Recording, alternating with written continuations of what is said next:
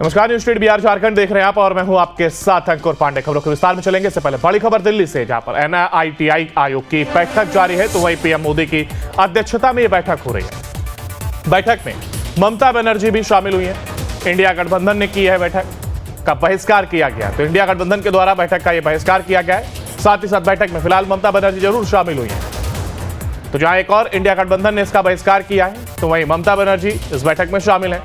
दिल्ली में NITI आयोग की यह बैठक जारी है। इस बैठक की अध्यक्षता पीएम मोदी के द्वारा की जा रही है। तो दिल्ली में NITI आयोग की यह बैठक, तो वहीं अध्यक्षता पीएम नरेंद्र मोदी इस बैठक की कर रहे हैं। इसके साथ ही इंडिया गठबंधन ने इस बैठक का बहिष्कार किया है। हालांकि ममता बनर्जी जरूर इस बैठक में शामिल हुई हैं।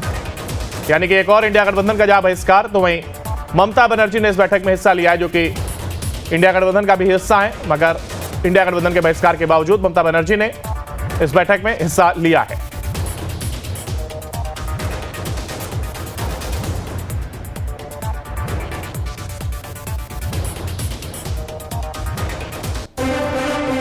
और वहीं नीति आयोग की बैठक में शामिल नहीं हुए सीएम नीतीश। बैठक सभी राज्यों के मुख्यमंत्रियों को किया गया है आमंत्रित। सीएम नीतीश की जगह डिप्टी सीएम सम्राट चौधरी बैठक में शामिल हुए। इंडिया गठबंधन से केवल ममता बनर्जी बैठक में शामिल हुई हैं। तो देखिए बड़ी अपडेट, जहां पर नीति आयोग की बैठक में शामिल नहीं हुए हैं सीएम नीतीश, तो वहीं बैठक में सभी राज्यों के मुख्यमंत्रियों को किया गया है आमंत्रित। और ज्यादा जानकारी के लिए हमारे साथ हमारे संवाददाता उत्कर्ष ऑनलाइन पर जुड़ गए।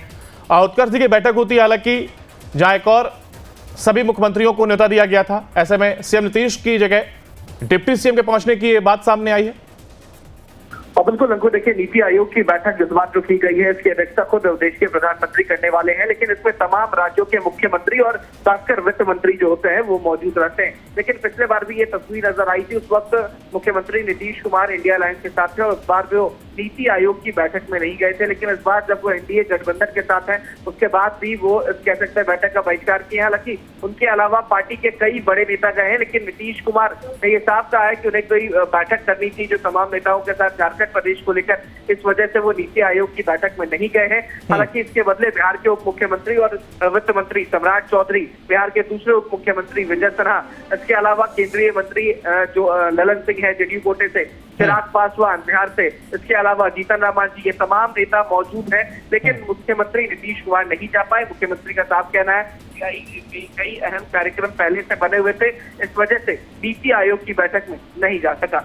वहीं इंडिया गठबंधन के और से भी तमाम लोगों को शामिल होना था, लेकिन वहां से इसका बहिष्कार किया जाना, आखिर क्या मैसेज देने की ये कोशिश है? इसके साथ ही ममता बनर्जी पहुंची, तो ये विरोधाभास की स्थिति।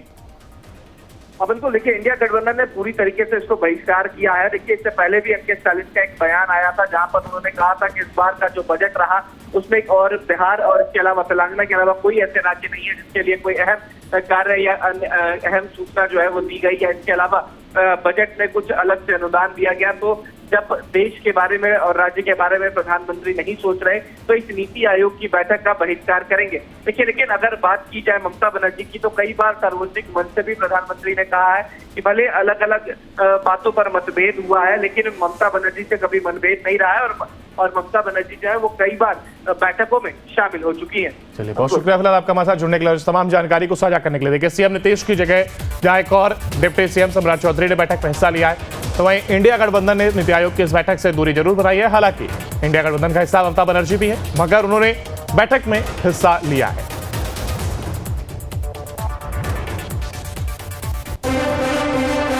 और वहीं नीतीश कुमार के बेटे निशांत कुमार ने एक बार फिर राजनीति में आने की अटकलों से साफ इनकार कर दिया। उन्होंने कहा है कि वो आध्यात्म के मार्ग पर चल रहे हैं और यही उनके लिए ठीक है। तो ये साफ किया गया है नीतीश कुमार के बेटे की ओर से। देखिए, साफ कहा गया है कि राजनीति में मैं नहीं आऊंगा और अध्यात्म का मार्ग मेरे लिए वही सही है।